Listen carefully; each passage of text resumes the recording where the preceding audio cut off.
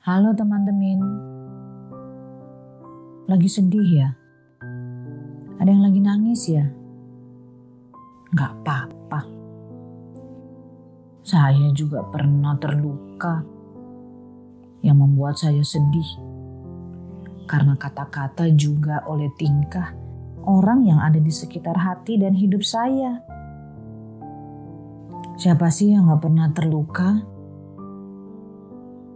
Kita pernah bahkan mungkin sering terluka karena ditinggalkan oleh orang yang kita cintai. Parahnya dengan alasan yang tak pasti. Kita terluka oleh kata-kata orang tua yang kita andalkan dalam hidup hanya karena kita dianggap tidak seperti yang mereka harapkan. Apalagi justru ketika orang tua berpisah, merasa itu menjadi satu-satunya solusi tanpa memikirkan anak-anak dan perasaannya. Kemudian pengalaman luka membawa kita pada ingatan akan teman, sahabat, rekan kerja, dan rekan sepelayanan yang telah menggoyahkan semangat bahkan daya juang kita dalam upaya untuk membangun persahabatan dan kerjasama dalam segala situasi. Kita difitnah, kita dijadikan alat untuk dimanfaatkan, kita diingat hanya ketika dibutuhkan. Bahkan kita tidak jarang disingkirkan. Luka menjauhkan kita dari mimpi indah yang selama ini ingin kita raih. Dan ketika itu terjadi, kita hanya bisa mengeluarkan air mata. Bahkan kadang kita tidak peduli ketika air mata itu harus tumpah di tempat yang terbuka. Mengambil handphone, ngecek nomor kontak di handphone, mencari nama, bisa random, bisa enggak, yang bisa dihubungi sekedar untuk jadi pendengar. Saat diangkat malah terdengar suara yang mengatakan, "Kirain ada apaan, udah sabar aja." Luka pun bertambah. Mandi, makan, menyisir rambut, tidur menjadi hal yang disia-siakan karena sulit dilakukan. Ada di sini yang nilai timbangannya makin nurun. Hei, bukan karena sehat kan?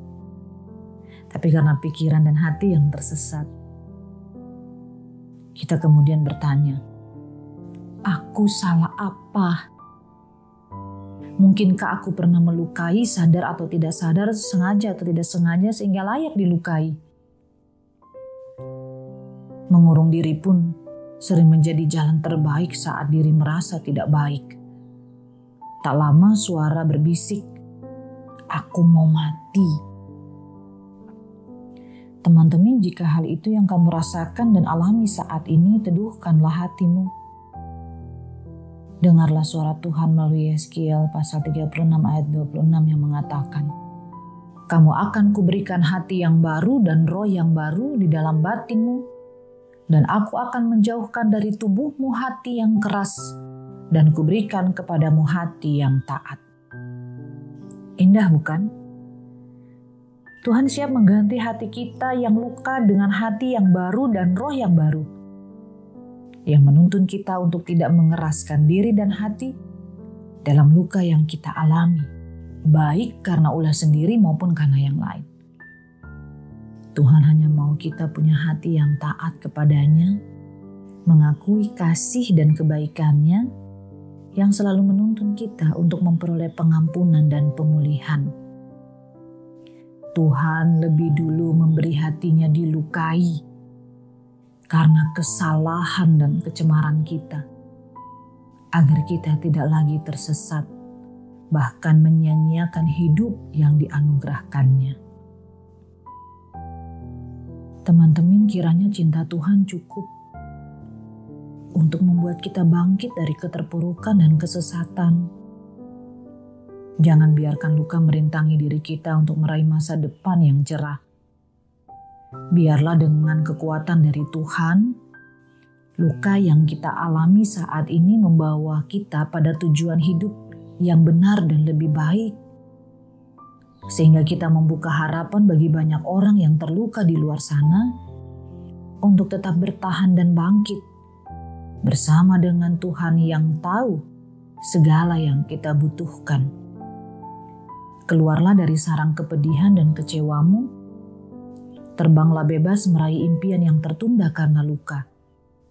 Tuhan setia, Ia tidak akan pernah lalai dan salah. Kita hanya butuh taat kepadanya. Taat saat suka itu biasa, tapi taat saat luka itu luar biasa.